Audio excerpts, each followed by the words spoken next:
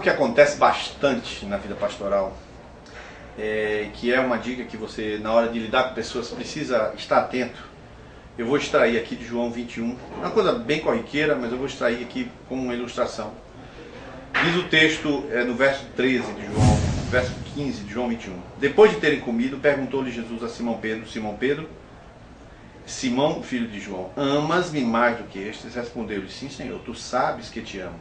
Disse-lhe: apacenta os meus cordeiros. E aí, no verso 20 diz: e Pedro, virando-se, viu que o seguia aquele discípulo a quem Jesus amava. E mesmo que na ceia se recostara sobre o peito de Jesus e perguntou: Senhor, que é este que te traz? Ora, vendo Pedro a este, perguntou a Jesus: Senhor, é deste que será? Respondeu-lhe Jesus: se eu quiser que ele fique até que eu venha, que tens tu com isso? Segue-me. Só para fazer uma síntese, essa expressão aqui, essa historinha que todo mundo conhece, ela traz um pensamento que eu queria lhe trabalhar um pouquinho, rapidinho. Ele diz assim: primeiro, Pedro tinha pecado, e Jesus vai até ele, conversar com ele, e ele chama Pedro: apacenta as minhas ovelhas. Aí a terceira vez até Pedro se entristece, né? E apacenta as minhas ovelhas. Pedro e o problema de Pedro.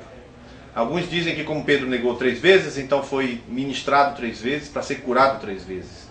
De todo modo, Pedro era uma coisa, o que Pedro fez era outra coisa. Depois, aí Pedro vai tentar interferir na vida de João. E olha assim: e aquele ali, o que vai ser dele? Vai ser o que for dele, que vem tu e segue-me. Então, Jesus consegue deixar bem claro aqui que ele está separando muito bem as coisas. Ele está separando claramente a pessoa do comportamento da pessoa. Por exemplo, Judas. Jesus chamou Judas, mas não quer dizer que o comportamento de Judas, Jesus não sabia qual fosse. Claro que sabia. Diz que o filho, o maligno foi e entrou nele. O que vai fazer, faz depressa. Jesus estava sabendo que o comportamento dele era uma coisa e ele era outra, né? Então, o que acontece aqui nessa realidade? Nós temos aqui 2 coisas que você tem que aprender a lidar na igreja: com a pessoa e com o problema da pessoa. A pessoa é amada de Deus, querida de Deus.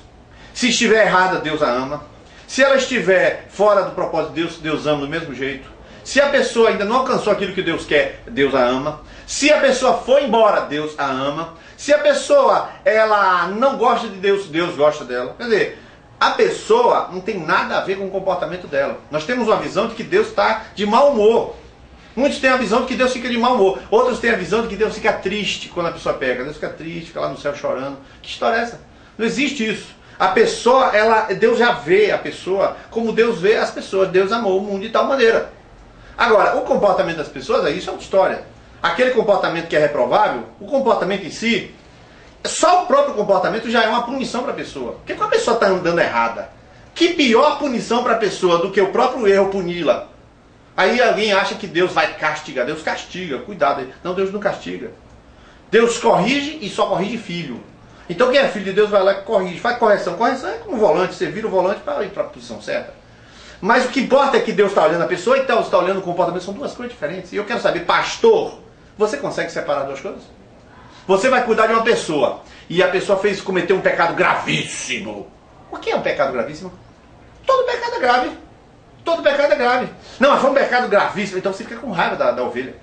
E o sujeito aí, você já está com raiva. Você soube, falou mal da sua esposa. Você vai atender aquela pessoa, falou mal da esposa. Só porque a sua esposa não tem mais raiva que se fosse a esposa do outro.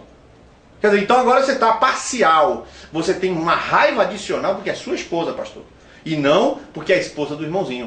O que é isso? Quer dizer, você tem que separar a pessoa do problema da pessoa. Aquele problema que a pessoa está carregando não faz dela um vilão. Não faz dela um bandido, não faz dela uma pessoa execrável, não faz.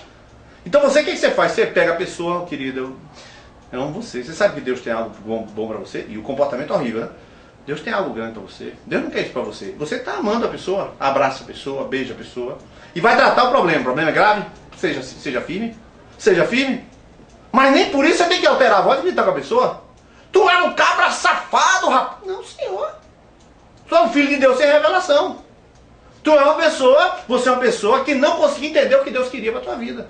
Mas daí dizer que essa pessoa não vale nada?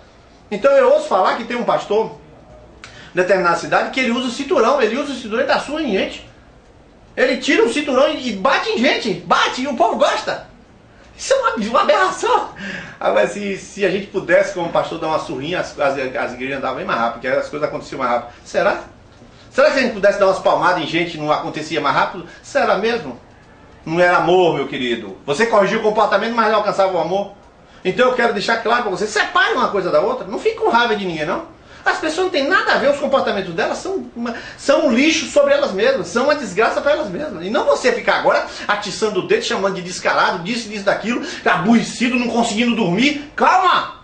Deus ama aquela pessoa e você no outro dia levante-se calmo e tranquilo para corrigir o comportamento. E via de regra eu corrijo o comportamento, sabe como? Ensinando. Via de regra eu corrijo ensinando. Vou falando e a pessoa vai entendendo, começa a chorar e muda de comportamento. Então separe a pessoa do problema da pessoa. Porque senão você mistura os dois e aí joga teu temperamento em cima. E isso não é pastorear nem aqui nem na China. Deus te abençoe.